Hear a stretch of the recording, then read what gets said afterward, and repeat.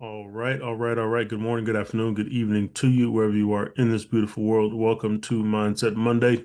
I'm your host, Ryan Carthage. We'll be joined shortly by my awesome partner, Mr. Benny Allen. Hope everybody's doing well today. On this beautiful Monday, as always, let's turn off all distractions, grab a pen and paper, let's take lots of notes, and let's make sure that we participate and engage. And as always, we want to start our day off by taking massive action. That action stands for accepting all possible losses before entering a trade, preparing you for any outcome, centering yourself, body, mind, and spirit, ensuring a balanced approach to trading, trusting your education, strategy, trade skills, and intuition. Imagine your trade successfully materializing, obeying your trading strategy, avoiding decisions based on greed or fear, and never looking back or stopping once your trade has commenced. All right. So if everybody can hear me okay, drop me one in the chat and we will get rocking.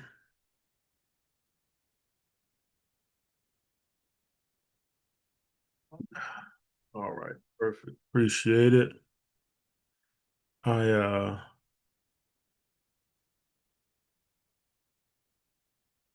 Cool beans. Let me make sure we're good here.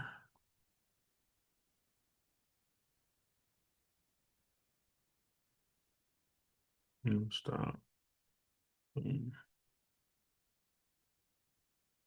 All right. So camera's working. Perfect. So listen, um, last week we started this, we started off talking about how to create unstoppable momentum, right? And we talked about the triad of state. We talked about um, we talked about neuroassociative conditioning, right? NAC, which is kind of bringing it all together, right? Um, it's the foundation of how the brain in the body, right, create that long lasting change. And then we talked about getting leverage on yourself, the importance of getting leverage on yourself and really creating that opportunity for your body to go from pain to pleasure, right? And then we went into interrupting our old patterns, right? We identify the patterns, we interrupt the patterns, we get leverage on ourselves to interrupt those patterns and create those connections, right? And then we talked about creating that new alternative after we interrupt the pattern, right? What do we replace that old pattern with that's empowering and moves us and drives us to our new vision of ourself, that next best version of ourself. And lastly, we talked about conditioning that new identity, that new belief in yourself, right? And so today we're going to continue on this path of creating unstoppable momentum. We're going to get a little bit more scientific. All right. And in the next phase of this process of creating that momentum is understanding emotional habit loops. All right. So we're going to dive a little bit deeper into what this emotional mastery looks like. And the truth is your emotions, they're not random.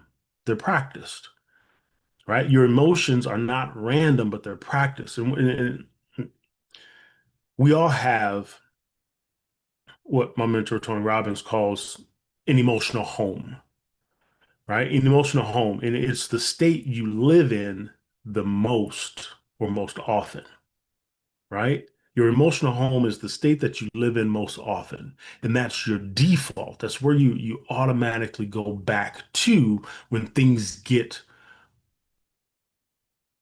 um, out of control, right? And and that's whether it's conscious or unconscious, right? Our emotional home isn't always consciously, we're not always conscious of when we revert back to that, right? But this is where it gets a little bit deeper. So some of your emotions that you feel every single day, be it stress, shame, worry, or fear, they might not even be yours, that you've actively chosen to create, right? And we've touched on this in the past, but what if I told you that those emotions were passed down from generation to generation, right? And we've talked about how our parents and our grandparents, they come from broken experiences. And those broken experiences, they only teach us what they know. But we're going to take it even deeper and talk about some science from Dr. Bianca Jones Marlin, um, who trained at Harvard, and she's now um, at the Neuroscience Center at Columbia. Um, she discovered that trauma experienced by our parents and grandparents, even before conception, can be passed through what's called epigenetic inheritance. What is epigenetic inheritance, Ryan? That means your nervous system may be reacting to a world that your ancestors had to survive. And what happens in that experience is that when something is experienced, an emotional or traumatic experience happens, it connects to us, right?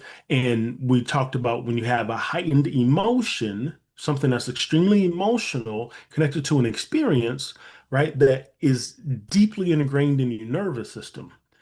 And that experience, especially if it's the environment, it gets replayed over and over and over again, and it gets ingrained in your in your nervous system.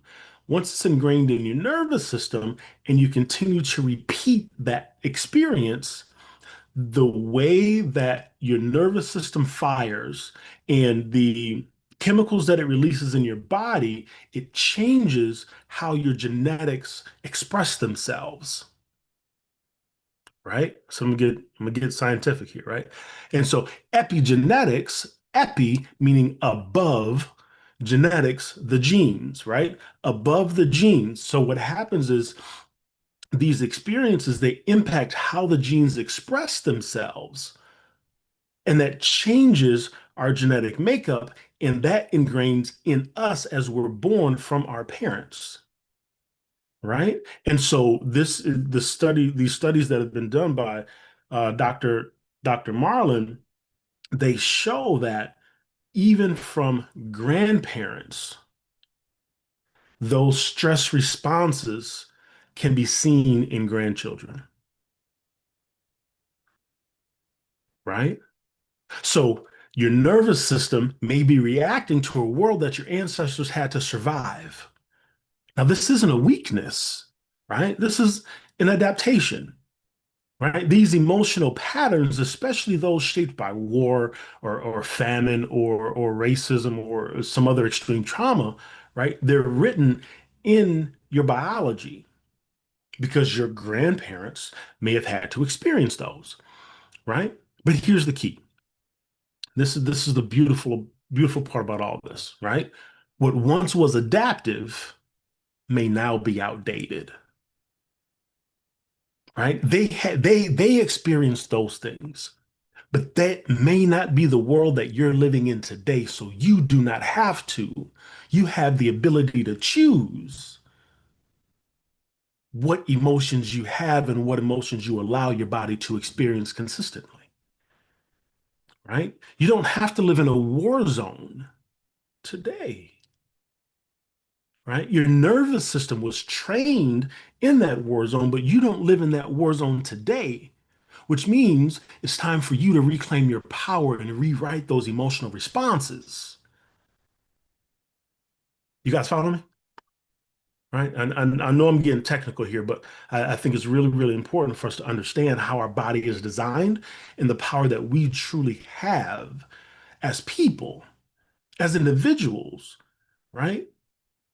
As spiritual beings having this human experience on this planet, we have the ability to choose what our experience is, right? So let me break this down. Let me break down these emotional loops, right? The emotional loops, you have a trigger, right? Be it your boss's tone, a slow text reply, right? A forgotten bill, right? Then you create a meaning for that trigger, meaning I'm unsafe, right? Or they're mad at me, or I always mess up, right? So you have a trigger, and then you create a meaning for that trigger, right? That meaning, then you create an emotion, be it anxiety, shame, fear, right? Based on what what you were taught or what you taught yourself, right? That's that emotion, anxiety, shame, or fear. And then you have a behavior that follows that emotion. You withdraw, you spiral down in the number of created scenarios that we can create about different experiences, right? Or you snap off, right? And you just snap on somebody or something, and then you reinforce it. This is just how I am. And then the next time that same thing happens, that trigger happens, you do the same thing.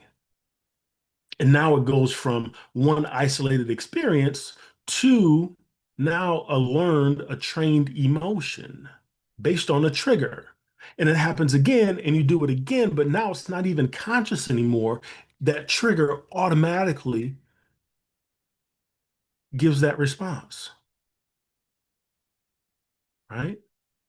But it's not all true, right? That isn't who you are. That isn't how you are.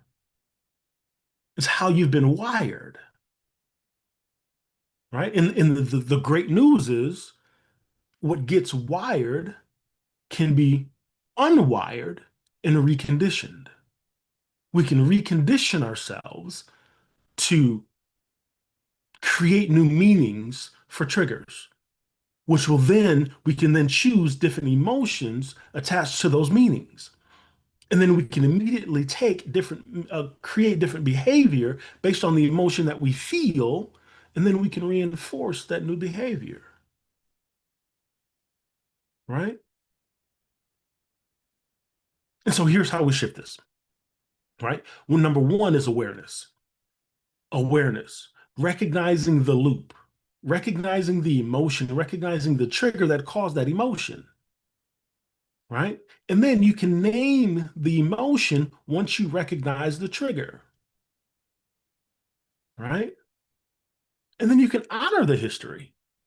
It doesn't have to be a negative thing. You can say, this may not even be mine, but I'm ready to release it now. I don't want to own this. I'm ready to release that old experience from my grandparents or my parents. I'm ready to release these emotions and these feelings that they experienced. And then the second step in this is state change. Change the way you move, physiology, right? Change the way you breathe. Take deep breaths to relax and calm your body, right? Bring in those pattern interrupts, right? And then you replace with a new habit, a new belief, a new meaning, a new behavior, right? So you interrupt with power, something that empowers you in that experience. And then you recondition it. You create a new emotional home.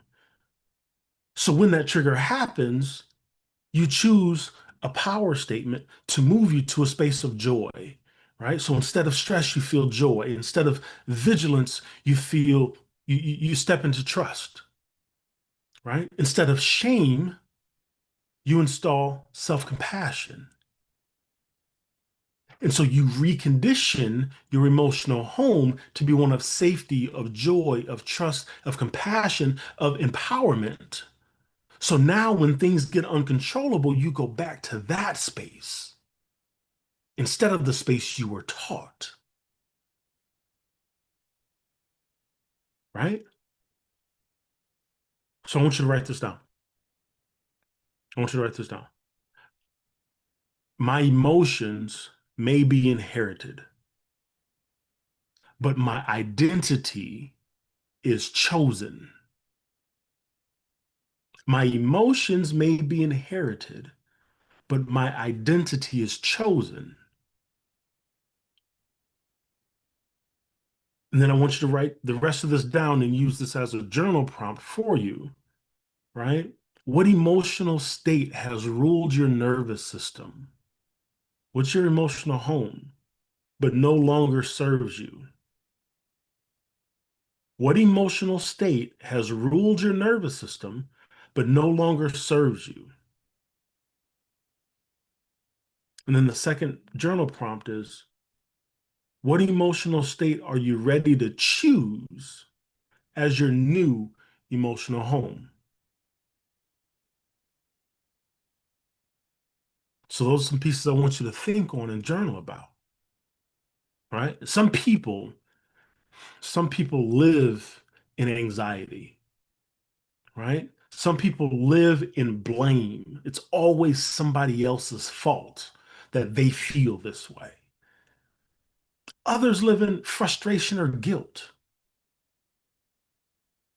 But there are people who live in gratitude, who live in energy, who in certainty,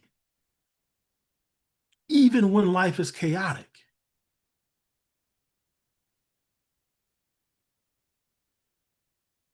They cultivated that. They conditioned that in themselves,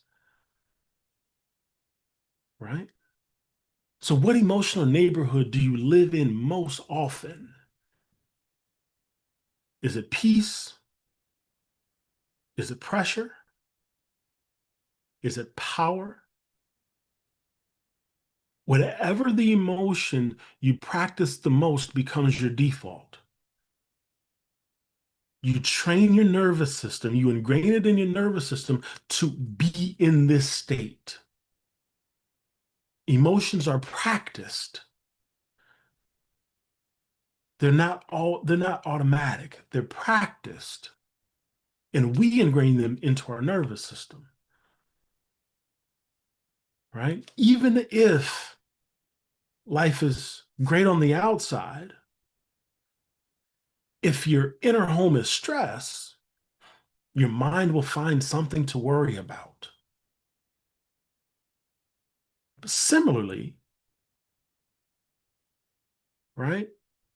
If your inner home is joy and empowerment, you'll find things to be joyful about and to feel empowered and inspired by,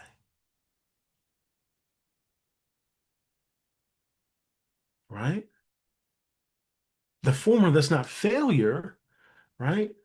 It's a reinforced pattern. That pattern of stress, anxiety, overwhelm, finding things to worry about, that's a reinforced pattern. It's not failure. It's an opportunity. So to recap, trigger, right? The trigger is you get a notification, right? A look, a delay, something happens. You create the meaning for that trigger. That meaning that you create incites an emotion, be it insecurity, stress, shame, or if you've chosen joy, if you've chosen excitement, right? Then from that emotion, you have the behavior. And then that behavior gets reinforced over and over and over again. And that's what gets ingrained in your nervous system. And over time, as you continue to ingrain that in your nervous system, you then pass that on to your genes and it impacts how your genes are expressed. And that's what gets passed down to your children and your grandchildren. And that loop is what becomes your home, right? So it was a lot, but let's keep going, right?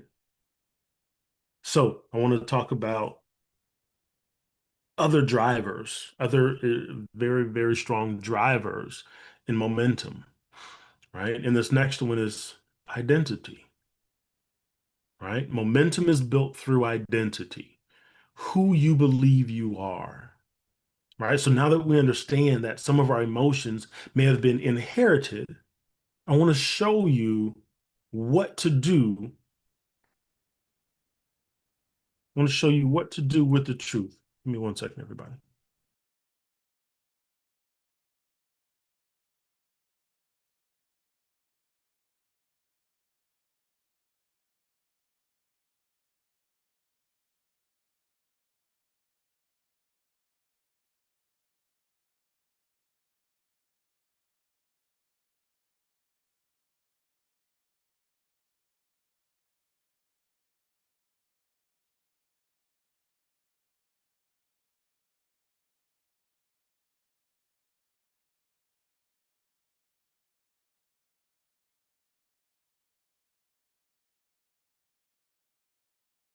I apologize for that. So, right now that we understand that some of your emotional triggers have been inherited, right? I want to show you what to do with the truth. Because even if trauma is passed down through generation to generation, it stops with you. This is where identity reprogramming becomes your most powerful tool, right? Dr. Bianca Jones Marlin, right, her research on epigenetics, it showed that emotional responses like fear triggered by she they do a lot of studies using almond scents in mice, right? So emotional responses like fear triggered by an almond scent in mice can be passed down to their children, right? Through the biology, through the genes. Um, but the key is those patterns that get passed down from generation to generation, those patterns only stay in the environment. Those patterns only stay if the environment keeps reinforcing them, right? So those patterns of fear, right? So they do these experiments where they have mice, they live in this great environment, right? They're taken care of really well. And then they take them out of that environment one by one and they put them in a new environment. And they put in the almond scent, right? The nut, the smell of almonds into this new environment. And then they give a small shock to the mouse's foot. In the mouse, there are two responses with fear in mice, right? They either freeze or they run away. Okay.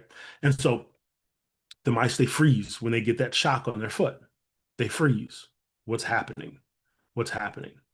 And over a 10-minute period, they do this, right? Every 10 seconds, they do it for about 10 minutes. They take the mouse out and they take them back into their nice cushy environment and they get relaxed and comfortable. And so they do this daily. They do this daily, put them in that same environment. Now, the second day, when they put them in that environment, what happens is the mouse goes in and the mouse freezes immediately. They are anticipating the shock of the foot, right? So, first day, they do it for 10 minutes, right? 10-second intervals for 10 minutes, right? Repetition, repetition, right? They conditioned this feeling, this experience that first day. So they bring him in the second day, and the mouse immediately, with that almond scent, freezes. That scent triggered the feeling of fear on the second day. They freeze. They're counting down, waiting for that shock, right? And so the environment reinforced the experience, right? So the patterns only stay if the environment reinforces them. So these mice, they learn that, and what they see is now that those mice have children. Those children get put in that same environment with that almond smell, and immediately the children freeze, right? Passing it down through epigenetics, through the genes, right? Through the biology.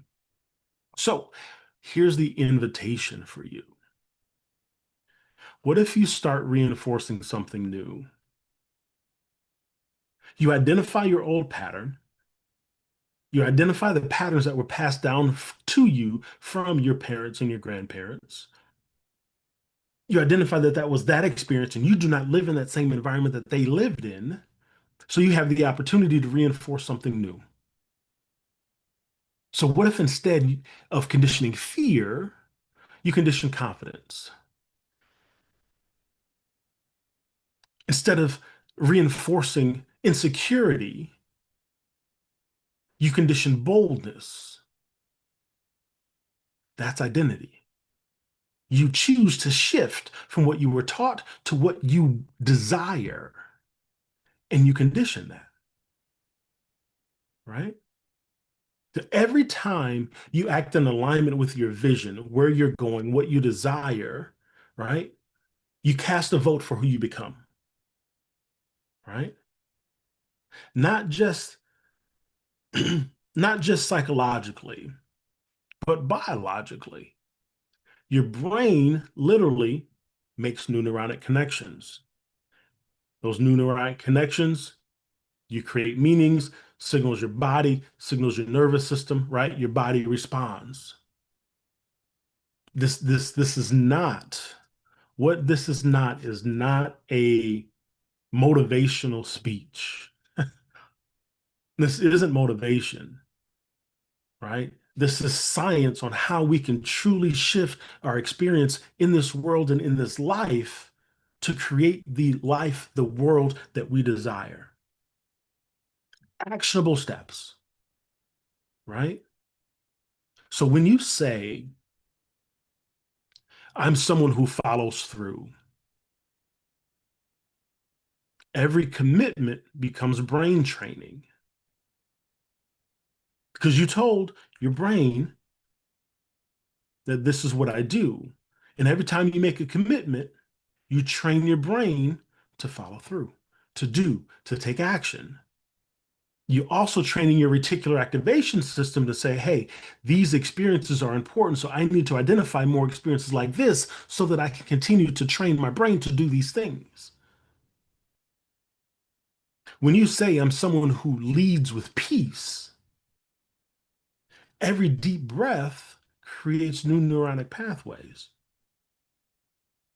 And so your first step as you're conditioning is to calm yourself. When you say, I'm the person that breaks these generational patterns, you start writing new genetic code for your lineage. I want you to say something. I don't wait for identity for my identity to change. I declare it. I reinforce it. I become it. I don't wait for identity to change. I declare it. I reinforce it. I become it. I don't wait for identity to change. I declare it. I reinforce it. I become it.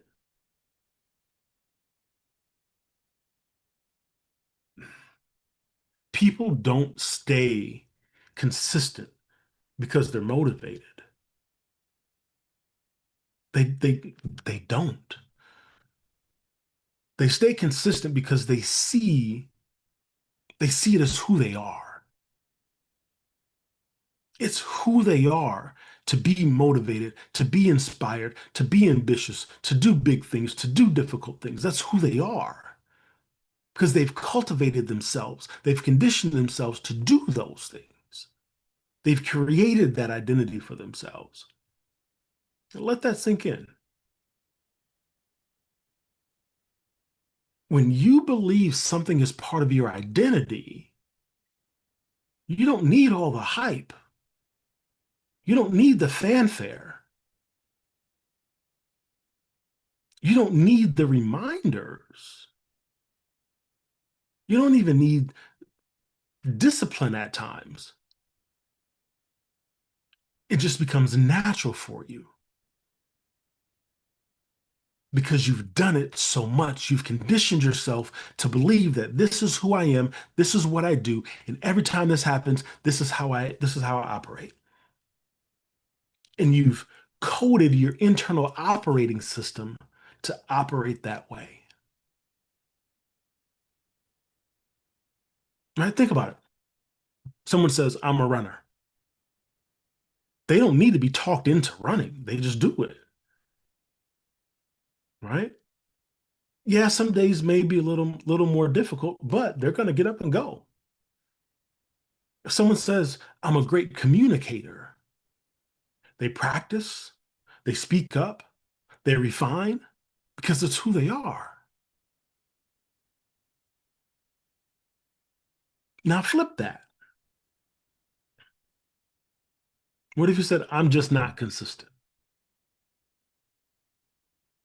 I'm not a morning person.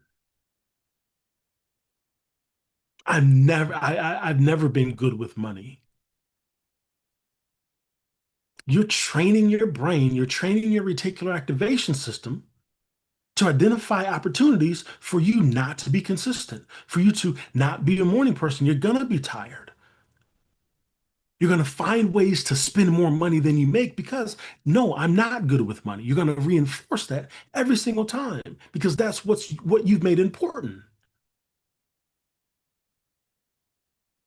They're not just thoughts, they're identity anchors. And that's what keeps us stuck. We've trained our brains, we've trained that reticular activation system to identify the things that we've made important. And you've made important that you're no good. So you're going to find ways to reinforce that you're no good. So we're going to change that pattern. We're going to change the words that we speak to ourselves. We're going to change the way that we condition our brain and our thoughts and our emotions to be empowering, to show us opportunities that push us in the direction that we actually desire to go. Remember, every action is a vote. Every action you take is a vote for the person that you're becoming.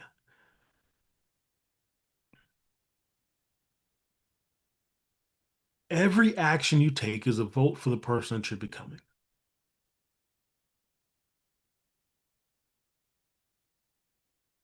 So when you do that 10-minute workout, I'm someone who prioritizes health. That's what we're telling ourselves. When you make that sales call, I'm someone who follows through. When you say no to distractions, I'm someone who protects my focus. Enough votes for the person that you desire to become, it becomes your identity. And that's how we continue to build this momentum.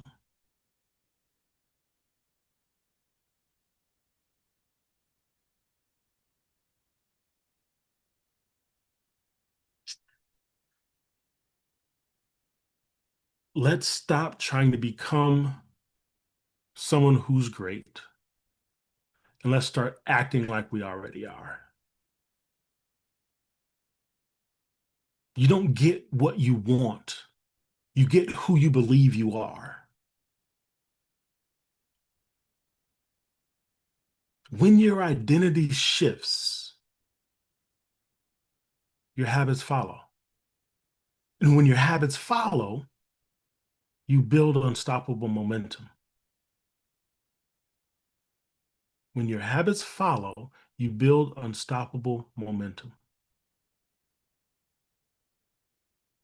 right? So Harvard, a Harvard trained neuroscientist, Jill Bolte Taylor. She says that it only takes 90 seconds for an emotion to surge through your body, right? So an emotion only lasts 90 seconds. After that, it's just the story that we keep alive, right? You're adding on fuel. Emotions only last 90 seconds. Anything longer than that is a story that we continue to tell ourselves, and we're adding the fuel to that to continue that experience.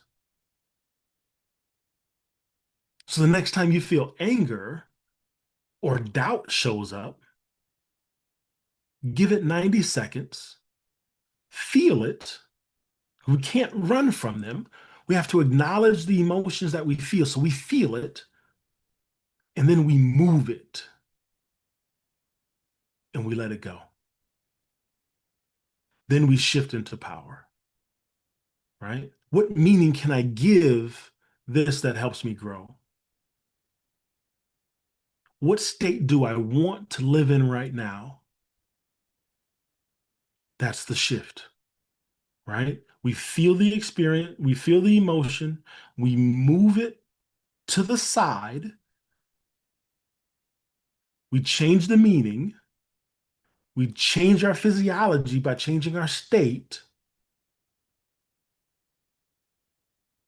and then we take action. So I'm gonna bring this all together. I'm gonna land this plane with something practical and hopefully you perceive it as powerful, right? This 90-second rule. It based on the science, right? Again, Dr. Bote, when you have an emotional reaction, it takes 90 seconds for that chemical response to surge through your blood system. 90 seconds, right? The only thing that keeps it alive is the story that we tell ourselves. They shouldn't have said that. I always mess up. I'll never get ahead. I'll always be broke. So if you've ever felt stuck in a feeling for hours, days, weeks, months, years, it wasn't the event that kept you there. It was the story that you tell yourself. It's that loop. And you're ingraining that into your nervous system to pass down to your children and your grandchildren. The feeling of stress, anxiety, fear, disappointment. Let me show you how to rewire it step by step, right? Number one, feel it fully without feeding it. We're not going to create this picture. We're not going to lie to ourselves. We're going to accept what is. We're not going to make it worse than it is, right? We're going to accept what is and feel it fully, right? When the emotion rises, don't numb it, don't resist it, but feel it. Feel it in your body, right? The tight chest. Be able to identify where in your body you feel that emotion. In your chest, has your breathing sped up, right? Do you feel tension in your arms or are you making a fist, right? Feel it. Let it rise. Take deep breaths and breathe through it. The deep breaths pressing on your diaphragm activates what's called your parasympathetic nervous system and it relaxes your body. So breathe through it as you're feeling it fully. Step number two, move your body. Move your body, right? Emotions are energy in motion. Stand up, shake it out, stretch, continue to breathe deeply. Change your physiology. You can't feel your way into, you can't act your way into feeling differently, but you can feel your way into, you can't feel your way into acting differently, but you can act your way into feeling differently, right? So move your body, get oxygen flowing through your brain so that you can shift your perspective. When you go into that fight or flight state, things start to shut down because you need to bring all of your energy into being focused, right? So your breathing quickens, blood starts to move to different parts of your brain and centralizes your focus. So if we slow down and we start breathing deeply, we allow that blood to move through our system fully so that we can activate other parts of our brain so that we can continue to stay aware, right? So we need to get oxygen flowing through our brain and through our body to shift that perspective from fear, anxiety, uncertainty to power, excitement, joy. Step number three is name the pattern. Say it out loud. This is anger. This is fear. This is old programming showing up, right? Naming it separates you from the pattern. Most people say, I've always been this way. I am. And we own those feelings and those emotions. No, this is that. I am here, right? Separating you from the pattern. What that does is it gives you choice instead of an automatic reaction now. Because you've paused and you've separated yourself from the emotion.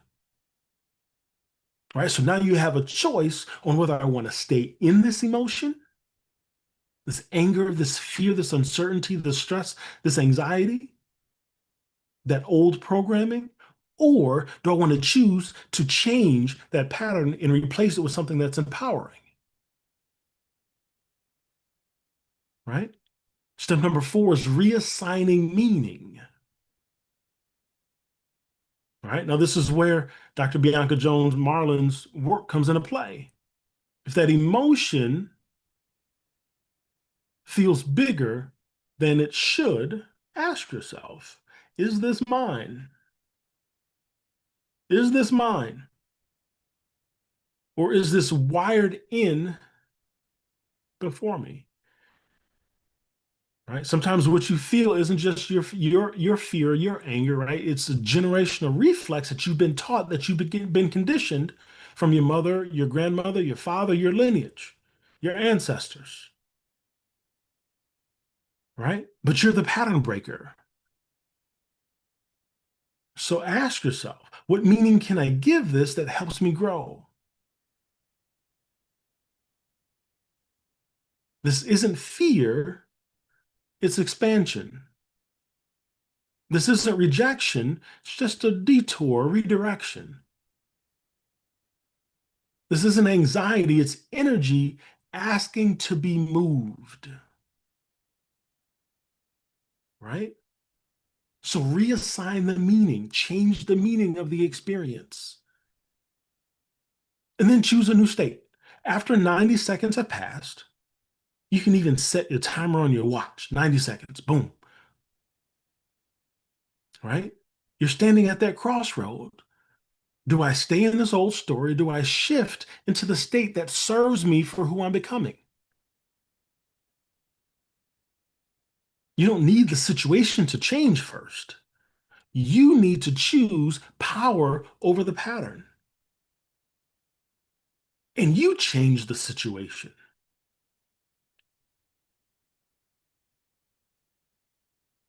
So I have some identity declarations that I want us to write down and I want us to ingrain in ourselves, right? Write these down and I want you to say them daily, okay? First thing is I feel it, I move it, I name it, I rewire it, I rise. Five eyes. I feel it, I move it, I name it, I rewire it, I rise. Those five eyes are what will move you through that emotional state in that 90 seconds. When you feel an emotion, go through the five eyes. I feel it. I'm going to move my body to give me perspective, to get energy flowing, to get oxygen flowing to my brain so that I can actually think clearly. I'm going to name this emotion. This is anger. This is fear. This is anxiety. I'm going to replace it. I'm going to rename it. And I'm going to replace it with something that's empowering. This isn't fear. This is growth.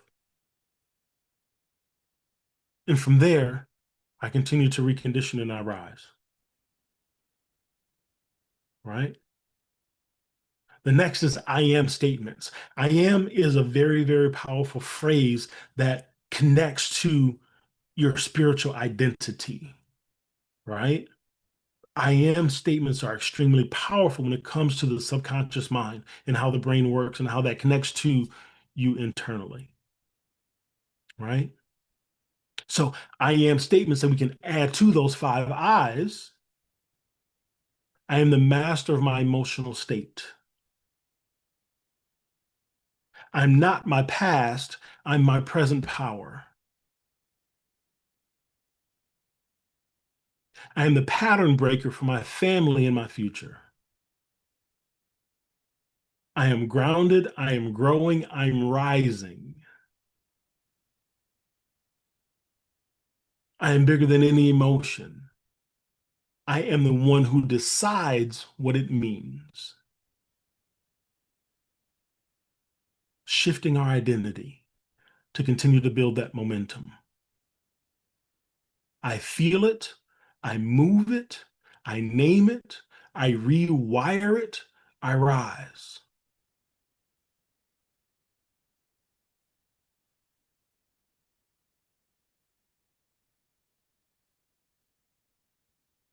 Take a deep breath in.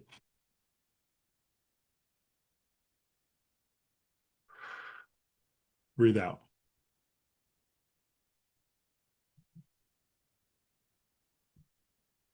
We've just gone through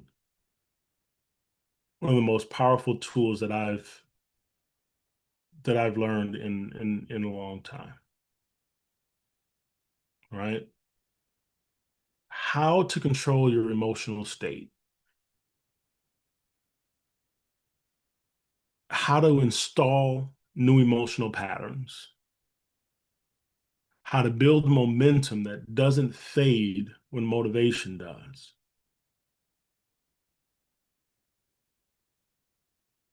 That's new technology for us. Here's here's your power move this week, right? Practice that triad, right, that we talked about last week every morning. Interrupt your old patterns on purpose. When you identify them, interrupt them. Pause. Reinforce who you've decided to become, right? Using those five eyes for the interruption and the rewiring and the rising. In the end, right? It's not about what you say you want. It's about what you're emotionally conditioning yourself to expect. What you're training your mind, your body, your nervous system, and even your genetic code to experience. So let's condition confidence. Let's build emotional power. Let's create that unstoppable momentum. That's Mindset Monday, good people. Floor is open. Thoughts, feedback, questions. What up, though? What's the deal, Joy? Slow motion. So you triggered a flashback for me. Um, Mine used to mix Jergens lotion with Vaseline. It's I say. Whew. And so she rubbed on, the Jergens smell like almonds.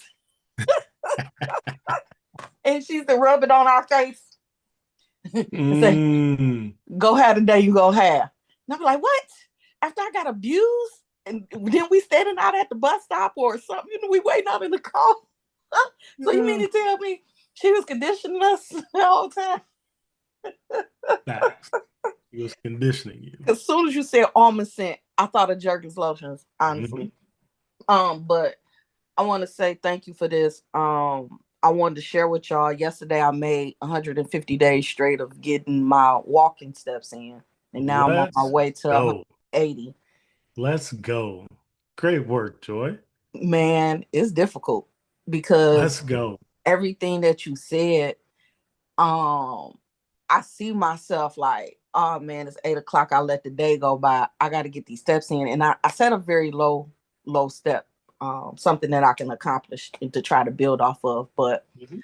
um, I know them days to where I just don't want to do it, and then I just get up and I do it, and I can feel it. Just like them days I'm probably weary from looking at the computer, getting on to do my charts, where I have to, hey, just do it. Mhm. So I everything that you said, I felt that in an emotion, and to reorganize my mindset, which I'm working on. I think I've gained great patience. There was a couple of things that my mouth wanted to my mouth wanted to say. My mind said, "No, girl, leave it alone."